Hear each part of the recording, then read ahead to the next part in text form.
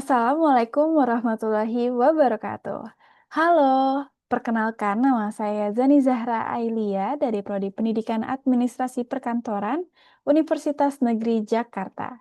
Di sini saya akan menunjukkan bagaimana caranya membuat presentasi yang interaktif menggunakan Mentimeter.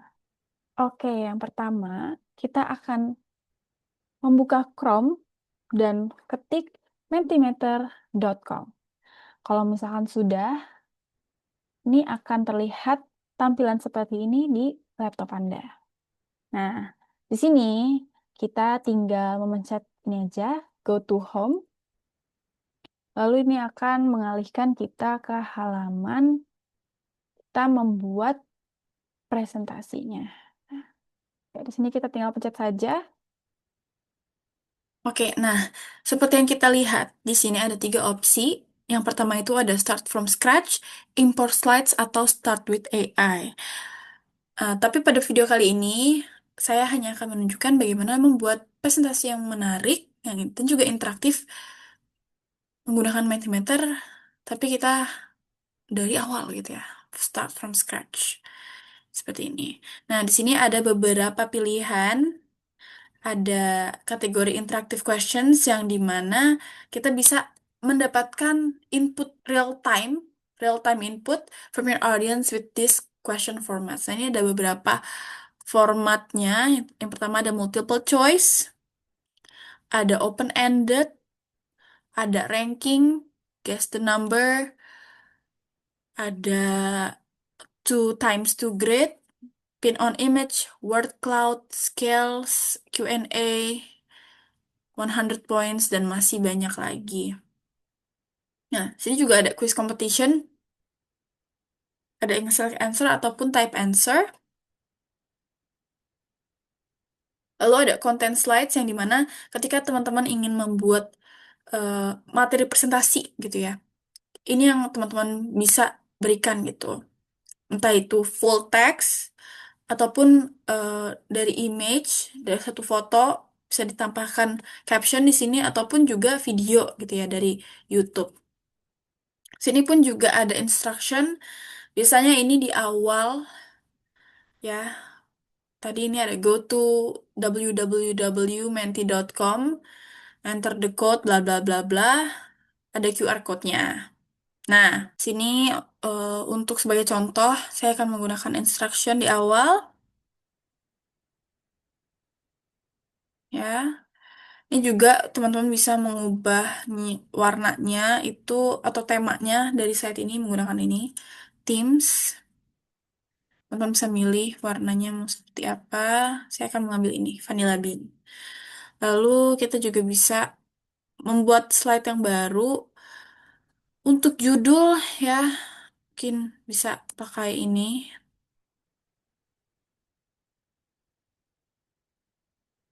Walaupun bisa di drag ya teman-teman jika merasa kurang tepat gitu.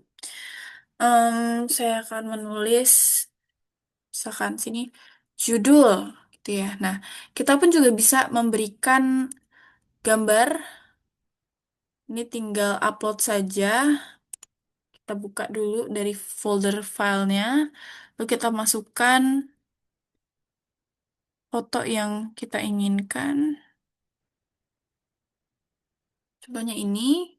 Lalu di sini juga ada beberapa pilihan layoutnya, tapi karena saya maunya ini sebagai latar belakang ya, jadi akan menggunakan full image. Nah, seperti ini. Lalu kita bisa nambahkan new slide. Saya ingin menambahkan word cloud. Nah, di sini bisa Anda memberikan pertanyaan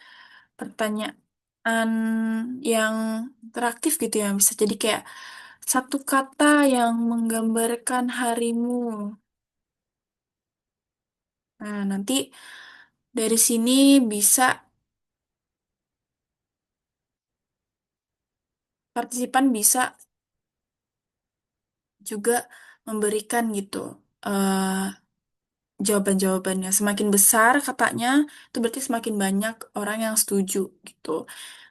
Seperti itu. Dan masih banyak lagi ya. Ini bisa teman-teman explore satu persatu karena sepertinya akan mengambil waktu yang banyak ya jika saya sampaikan satu persatu. Nah, kurang lebih jika bagian image ini kurang lebih sama seperti layout yang ada pada di sini ya. Jadi ketika teman-teman ingin menambahkan suatu foto bisa menggunakan ini. Nah, lalu kita pun juga bisa melihat tampilannya itu bagaimana menggunakan preview. Misalkan ketika kita sudah selesai membuat suatu presentasi ini, kita bisa melihat ya dari screen kita ini seperti apa dan dari partisipan itu akan terlihat seperti apa. Nah, ini satu kata yang menggambarkan harimu. Misalkan capek, ya kita submit. Nah, nanti akan terlihat senang. Nah, capek lagi, misalkan. Nah, capek akan lebih gede gitu ya. Dan ini kita bisa melihat eh, emoji juga ya, seperti itu. Nah, lalu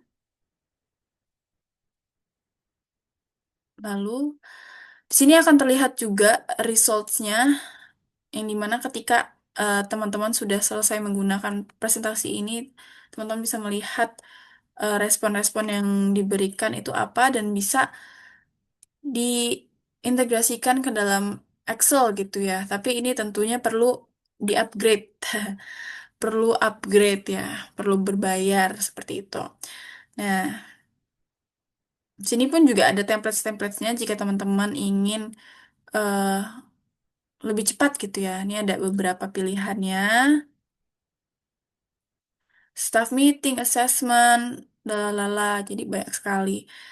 Ada interaktifnya juga. Ini ada enable Q&A yang dimana nanti akan terlihat kolom komentar di sini ya. Tuh. Ataupun juga reactionnya diubah. Ini bisa atau ditambah, dikurangkan itu bisa banget gitu. Walaupun live chat pun juga bisa ya teman-teman. Jadi ini menawarkan banyak sekali kesempatan untuk kita sebagai fasilitator itu berinteraksi dengan partisipan. Oke, adapun jika teman-teman ingin eh, berkolaborasi gitu ya dengan rekan Anda ketika membuat presentasi ini bisa disimpan di sini. Tentunya harus diberikan judul dulu ya.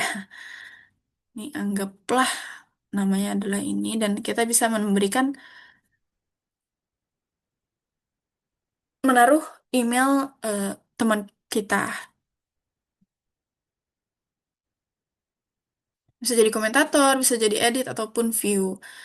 Seperti itu. Nah, jika teman-teman sudah selesai membuat presentasinya dan ingin memberikan presentasi secara langsung gitu ya, kita bisa ini start presentation atau bisa di present in Teams juga pun bisa, tapi kita akan memilih start presentation. Nah, ini akan otomatis langsung ke full screen dan di sini akan terlihat eh, slide pertama ya, ada nih. Lalu ada juga kita bisa pencet next slide, next slide, next slide dan seperti itu. Kira-kira sih itu saja demonstrasi atau tutorial yang lumayan singkat terkait bagaimana cara membuat presentasi yang menarik dan juga interaktif yang menggunakan Mentimeter. Semoga ini membantu dan menginspirasi teman-teman semua untuk dari sekarang membuat presentasi yang lebih interaktif gitu, tentunya dengan menggunakan Mentimeter. Oke, sekian situ saja dari saya. Terima kasih. Wassalamualaikum warahmatullahi wabarakatuh. Assalamualaikum warahmatullahi wabarakatuh. Sebelumnya terima kasih banyak teman-teman semua sudah hadir hari ini untuk mendengarkan presentasi dari saya tentang kerja tanpa diskriminasi dan kenapa kesetaraan itu bukan pilihan, melainkan kebutuhan, terutama dalam lingkungan kerja ya. Selain itu, Di sini kita juga akan bahas mengenai dampak diskriminasi di dunia kerja, lalu kita juga akan bahas mengenai kesetaraan dan non-diskriminasi dalam pengelolaan sumber daya manusia, atau yang biasa kita kenal dengan Equal Employment Opportunity atau EEO. Oke. Sebelumnya, bagi teman-teman yang belum masuk pada Mentimeter, boleh join dengan mengetik menti.com di Google atau Chrome, lalu menggunakan kode di atas. Sebelum kita mulai, saya mau mengajak kalian semua untuk berpikir terlebih dahulu.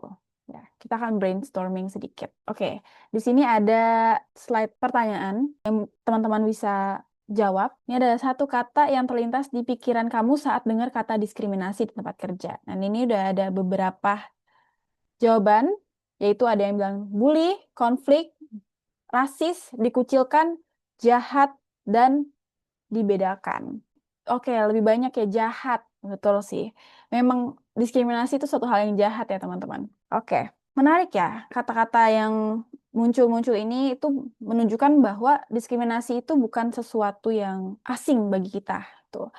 Banyak dari kita mungkin pernah melihat secara langsung, mendengar, atau bahkan mengalaminya.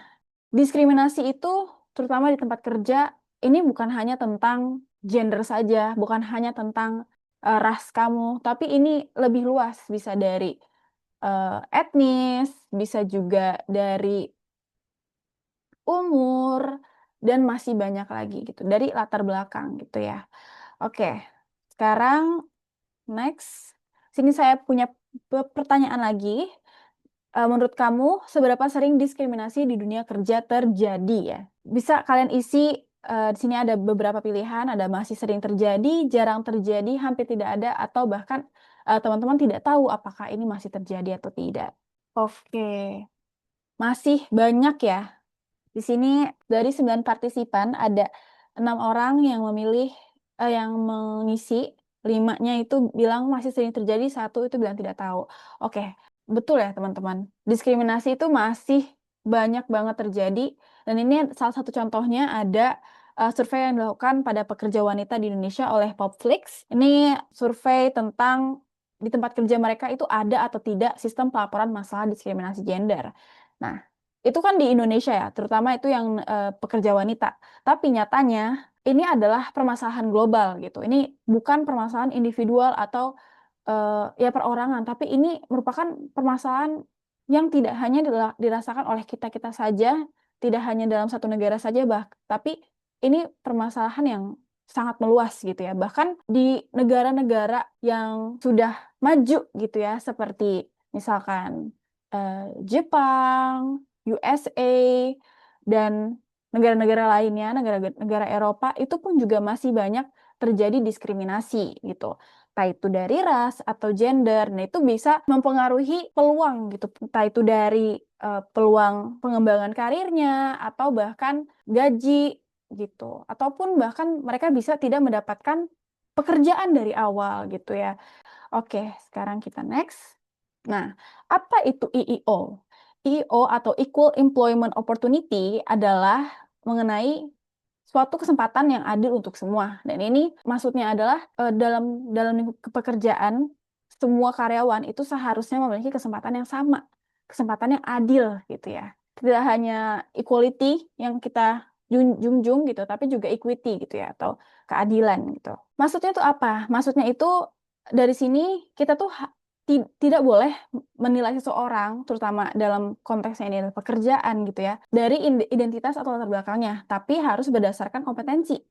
Tuh. Lalu juga ini harus berlaku dari mulai dari tahapan rekrutmen hingga PHK gitu, hingga tahapan terakhir manajemen sumber daya manusia gitu. Lalu IO ini bukan tentang menyamaratakan ya. Equality itu bukan berarti sama rata, tapi ini tentang bagaimana kita memberi peluang yang setara bagi semua orang. Seperti itu. Kenapa sih diskriminasi itu bisa menjadi masalah yang besar? Nah, diskriminasi itu dalam dunia kerja atau bahkan dalam konteks yang lebih general gitu ya. Ini merupakan bom waktu. Kenapa? Karena kalau dalam konteks kerja, ini akan menurun motivasi kerja para karyawan.